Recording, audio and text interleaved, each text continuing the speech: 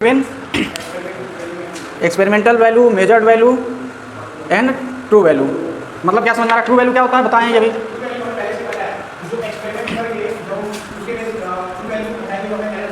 Error पता चलेगा। True value क्या होता है? हाँ, ट्रू वैल्यू। ट्रू वैल्यू ये हो गया, इसकी कीमत 25 रुपये है दुकान पे मार्कर की, ठीक। बनाने छोड़ दो, ट्रू वैल्यू ये है, हम खरीद के लाए यहाँ 10, ठीक, 25 रुपये के हिसाब से 10 लाए, कितना हो जाएगा? 250 रुपये। इसका ट्रू वैल्यू कितना हो गया? 10 का 250, एक का 25 रुपये। हम लाए, हमारे यूज नहीं आ रहा, कोई आगे हमसे लेने, हम उसको 200 में बेच दिए हैं, ठीक। तो ये क्या है? एक्सपेरिमेंटल या मेजर्ड वैल्यू। और ये जो फिक्स है ट्रू वैल्यू है, पहले से पता है कि हम 250 में खरीदे हैं, 200 में हम दूसरे को दे रहे हैं, तो इन दोनों के बीच डिफरेंस आ रहा है 50 का, तो यही होता है एरर, यही एरर होता है। ऐसे ही एक्सपेरिमेंट जब हम लोग करेंगे लैब में चल के, कल किए थे, सोडियम क्लोराइड वे कर रहे थे, तो एग्जैक्ट 0.9 ग्राम तो रहा नहीं होगा, वहाँ हम लोग को दिख रहा था, लेकिन वो इन्वायरमेंट ऐसा नहीं था कि वो एग्जैक्ट 0.9 ग्राम हो। तो ट्रू वैल्यू कितना था? 9 ग्राम लेना था, 0.9 ग्राम, लेकिन वो 0.9 ग्राम हम लोग वे नहीं कर पाए होंगे। 3 टाइप के, 2 जिसमें से मेन है, कौन कौन से? हाँ ठीक है, और ग्रास। ग्रास 3 टाइप के पढ़े थे। उसके बाद क्या पढ़ा था हमने? Source of error, source of error पढ़े थे।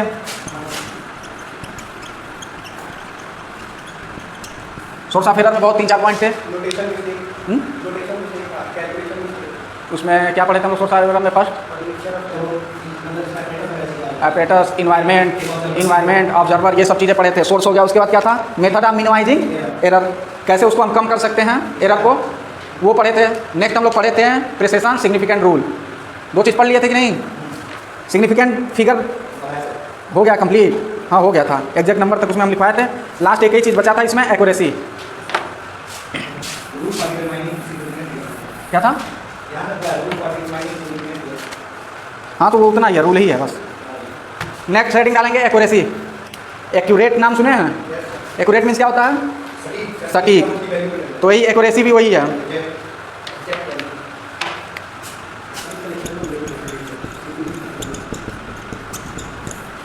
हेडिंग डालेंगे एक्यूरेसी।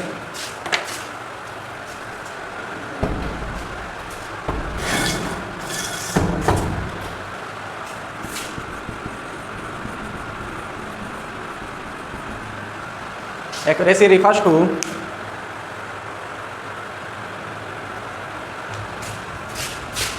how close ये measured value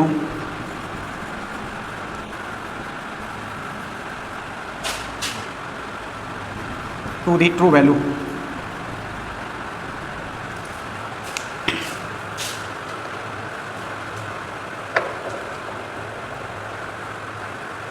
Accuracy refers to how close a measured value to the true value।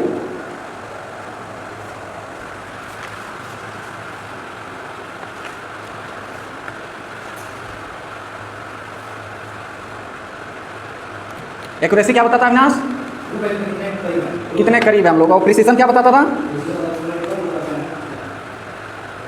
Multiple measurement कितना क्लोज आ रहा है। ये एक ही मेजरमेंट हम लोग कितने क्लोज में पहुंच रहे हैं एक्यूरेसी में, ठीक है।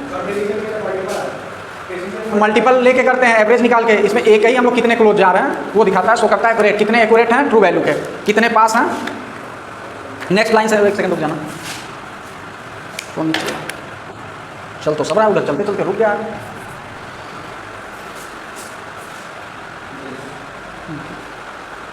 लिखेंगे an experimental procedure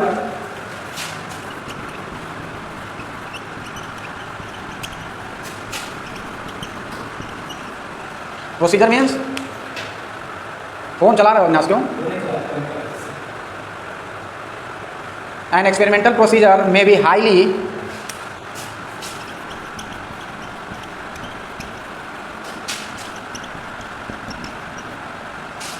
precise PRI रहेगा, precise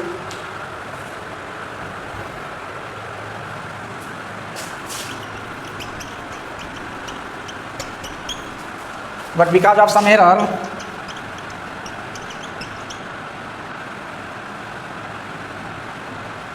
but because of some error the result could not be, नहीं इतना लिखो, some error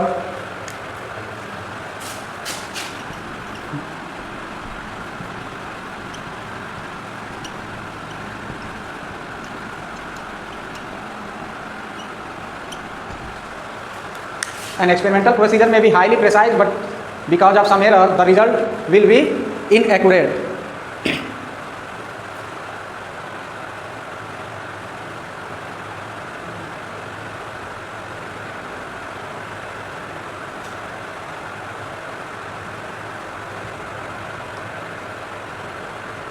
कोई भी एक्सपेरिमेंटल प्रोसीजर जो होता है, प्रेसेशन मतलब एक दूसरे के आसपास होते हैं, वही बता रहा है। बी में भी हाईली प्रेसाइज, एक दूसरे के आसपास रहते हैं लेकिन कुछ एरर की वजह से इनएक्यूरेट रहते हैं, एक्यूरेट नहीं रहते हैं। अब एक्यूरेसी में एग्जांपल में लिखेंगे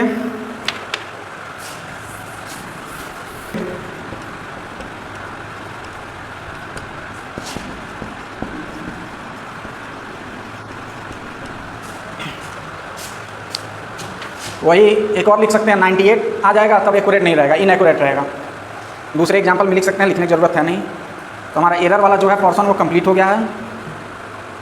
errors, source and types of errors, nature of errors भी हम लोग पढ़े हैं कि नहीं ना?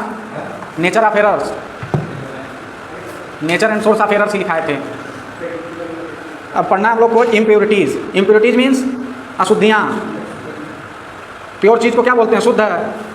प्योरिटीज़ नहीं, प्योर को शुद्ध बोलते हैं हिंदी में। इम्प्योरिटीज़ आ गई तो मतलब अशुद्धियाँ।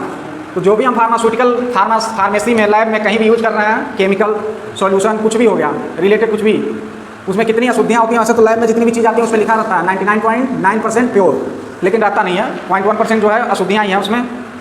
तो वो सब चीज़ें पढ़ना है। कुछ और पढ़ाना था, भूल गए।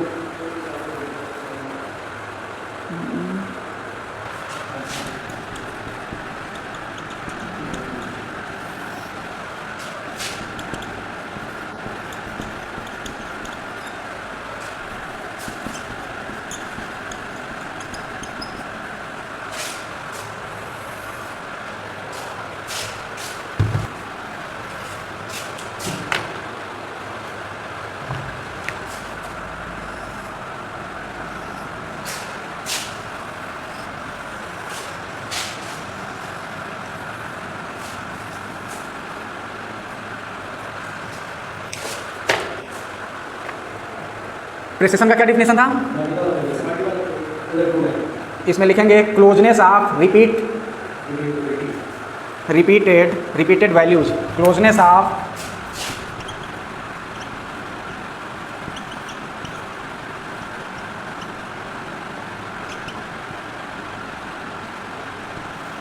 जो वैल्यू आ रहा है बार बार, इंश्योर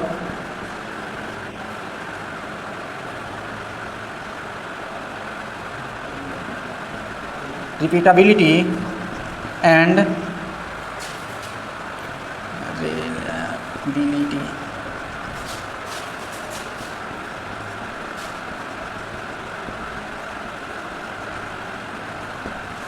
Ensure, अरे यार गर्मी से हालत खराब हो जा रहा है। कामा लगा के लिखेंगे इम्पॉर्टेंट इन रिपोर्टिंग। उसी में इम्पॉर्टेंट इन रिपोर्टिंग, ये क्वालिटी है, क्यों है। पर हमको पता रहेगा तो हम ओवर स्टेटमेंट नहीं दे पाएंगे। जैसे मोदी जी इस बार बोले थे आपकी बार 400 पार, आया कितना? 240। तो हमको एक एग्जैक्ट नंबर पता रहेगा तो हम ओवर स्टेटमेंट नहीं कर पाएंगे।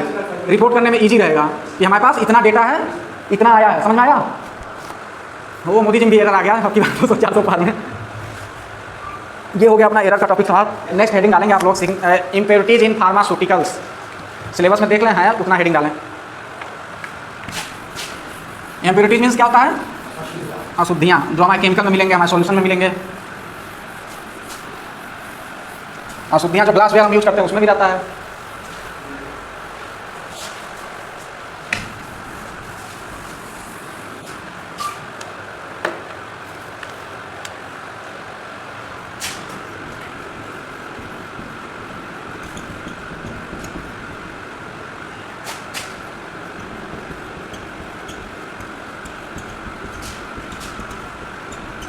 The substance that are used in pharmaceutical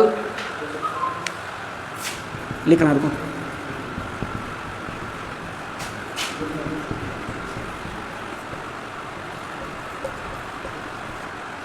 should be almost pure so that they can be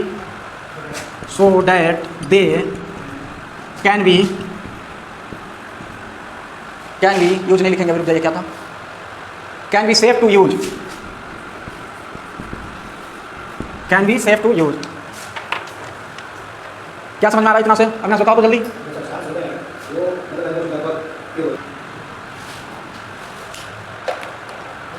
Their method of manufacture and types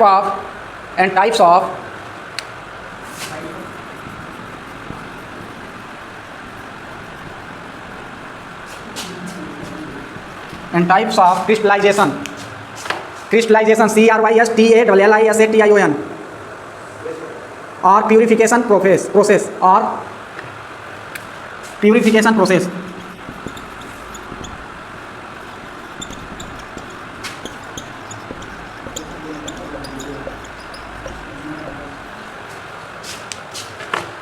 जो भी सब्सटेंस यूज हो रहा है उसका प्योरिटी किस पे डिपेंड करता है?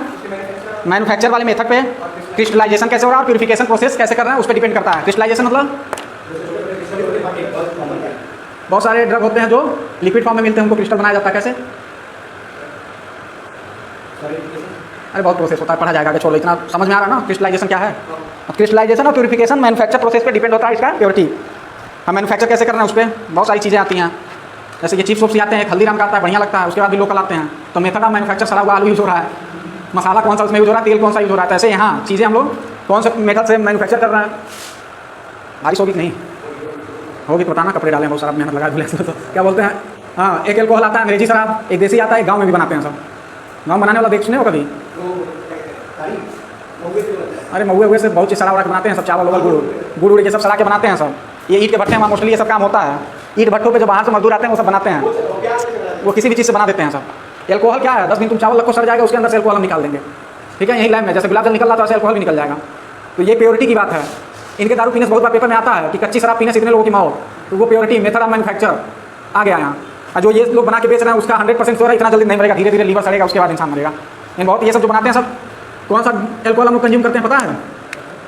कौन सा एल्कोहल जो लोग कंज्यूम करते हैं पीते हैं, कौन सा एल्कोहल होता है? आइसोप्रोपाइल नहीं, एथेनॉल होता है। एथेनॉल होता है, एथेनॉल हम लोग कंज्यूम कर सकते हैं। मेथेनॉल होता है बहुत ही डेंजरस होता है, उससे आँख खराब हो जाती है, तुरंत इंसान मर जाता है। तो ये लोग कभी कभी बनाते हैं ऐसे, लोकल जो बना रहे हैं ना, मेथेनॉल बन जाता है, लोग पी के खत्म करता है। तो मेथड ऑफ मैन्युफैक्चर, हाँ, फिर प्योरिफिकेशन कैसे करना है उस पर भी, और क्रिस्टलाइजेशन कैसे करना है, प्योरिटी जो सब्सटेंस का है उस पर डिपेंड है।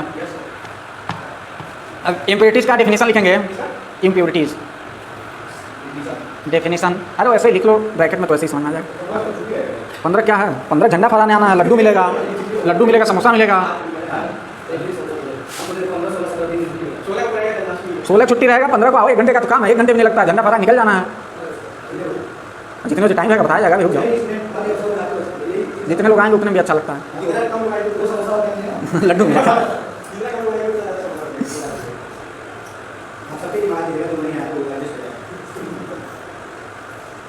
लिखे हैं, लिखो यार, लिखाना क्या हो गया?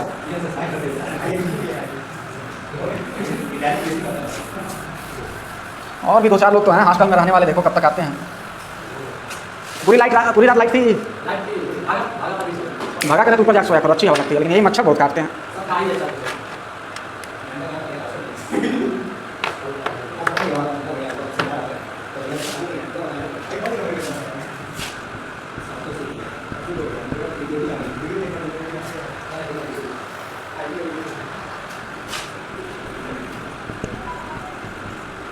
अनडिजायरेबल फॉरेन की स्पेलिंग बोलना।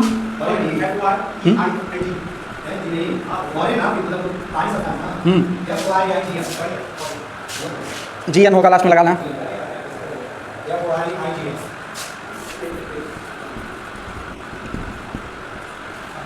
इम्प्योरिटीज इन अनडिजायरेबल फॉरेन मटेरियल्स, आगे लिखेंगे उसके, foreign material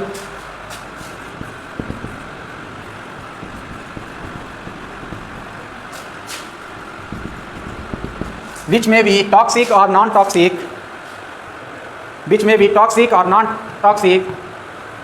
present in the pharmaceutical substance, present in the pharmaceutical substance.